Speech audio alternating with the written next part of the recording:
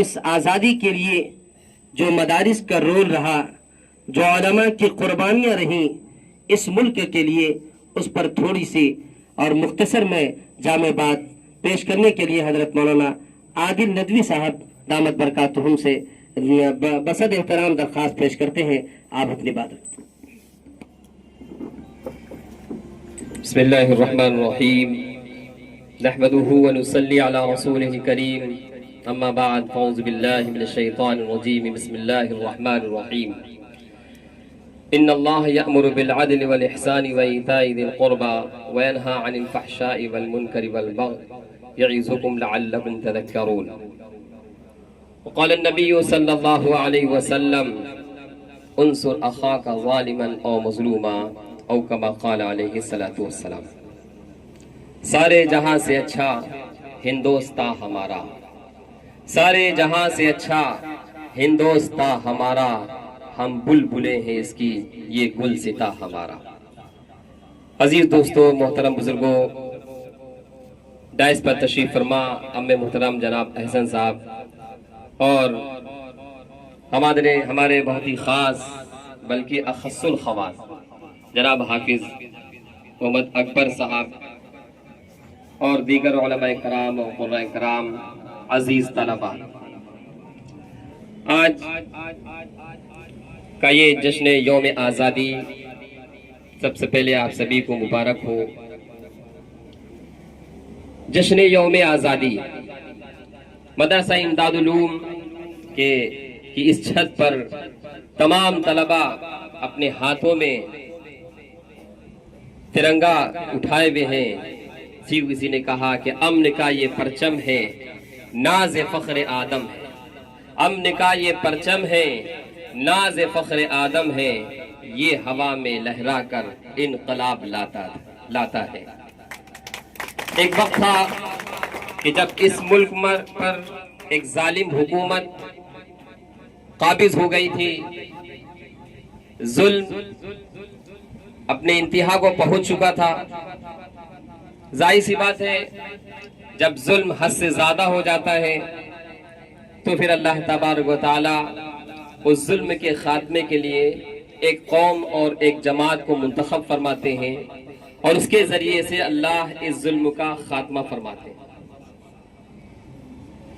اللہ کے نبی صلی اللہ علیہ وسلم نے ارشاد فرمایا انصر اخاک ظالما و مظلوما،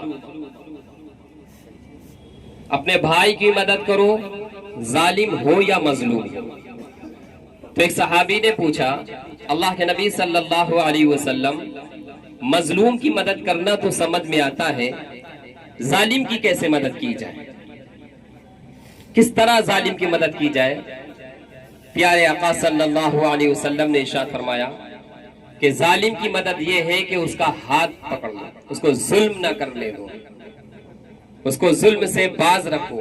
بس یہی ایک حدیث تھی جو ہمارے علماء کرام کو بے چین کر رہی تھی، جس کی بنیاد پر علماء کرام کھڑے ہوئے اور انہوں نے ایسی قربانیاں دی جس کا تذکرہ کرتے ہوئے بھی آنکھوں میں آنسو آ جاتے ہیں. وقت نہیں ہے ورنہ ایک ایک نام گنوا کر ان علماء کرام کی قربانیوں کو یاد کیا جاتا، لیکن اس کے باوجود بھی ہم سے یہ ثبوت مانگا جاتا ہے اپنے ملک کی وفاداری کا، ہمیں سرٹیفکیٹ دو، ثبوت دو. حقیقت یہ ہے کہ جب گلستان کو خون کی ضرورت پڑی سب سے پہلے ہماری ہی گردن کٹی. پھر بھی کہتے ہیں ہم سے یہ اہل چمن، یہ چمن ہمارا ہے تمہارا نہیں.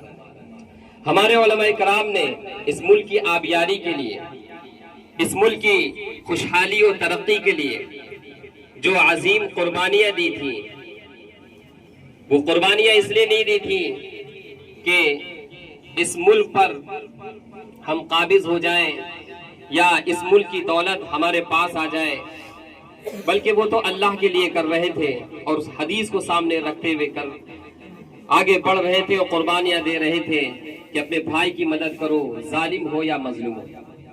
یہی ہوا کہ جب یہ ملک ہندوستان آزاد ہوا، ہمارے تمام اکابرین علماء جنہوں نے قربانیاں دی تھیں یہ کہتے ہوئے کنارے ہٹ گئے کہ میری غزلوں کی جانے محفل تم بنو، میری غزلوں کی جانے محفل تم بنو، میرے حق میں تو صرف تنہائی آئی۔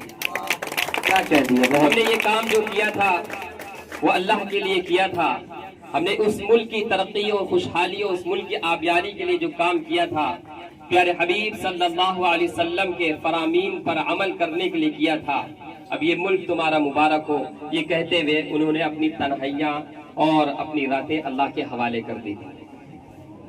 بہرحال آج یہ بات یقینی ہے کہ ملک ہندوستان میں جس جوش کے ساتھ، جس ولولے کے ساتھ اور جس جذبے کے ساتھ جشن یوم آزادی منائی جاتی ہے، شاید کسی اور جماعت میں، کسی اور حلقے میں اتنی جوش کے ساتھ جشن یوم آزادی نہیں منائی جاتی۔ اور اس کا ایک یہ بھی ہمارے سامنے فائدہ آتا ہے کہ ایسے مبارک موقع پر، جشن یوم آزادی کے موقع پر ہم اپنے ان عظیم علماء کرام کی قربانی کو یاد کرتے ہیں اور ان کے تذکرے کو سنتے ہیں، ہمارے اندر بھی وہی جوش اور ولولے آتے ہیں۔ آئیے اس مختصر سی محفل میں ہم یہ عزم کرتے جائیں، تمام طلبہ بھی اس کے مخاطب ہیں اور ہم سب اس کے مخاطب ہیں کہ ہم تاریخ پڑھیں، ملک ہندوستان کی آزادی میں علماء کرام کا جو کردار رہا ہے اس کی تاریخ کو پڑھیں، ملک کی ترقی کے لیے اور ملک کی خوشحالی کے لیے کیا قربانیاں پیش کی ہیں اس کو ہم پڑھیں اور سنیں، تاکہ ہمارے اندر بھی ملک کی ترقی کے لیے اور ملک کی آبیاری کے لیے وہی جوش اور وہی جذبے آ جائیں۔ آخر میں اس دعا کے ساتھ اپنی بات کو ختم کرتا ہوں کہ اللہ تعالیٰ اس ملک کی حفاظت فرمائے اور اس ملک کے اندر امن و امان کی فضا فرمائے۔ واخر دعوانا الحمدللہ۔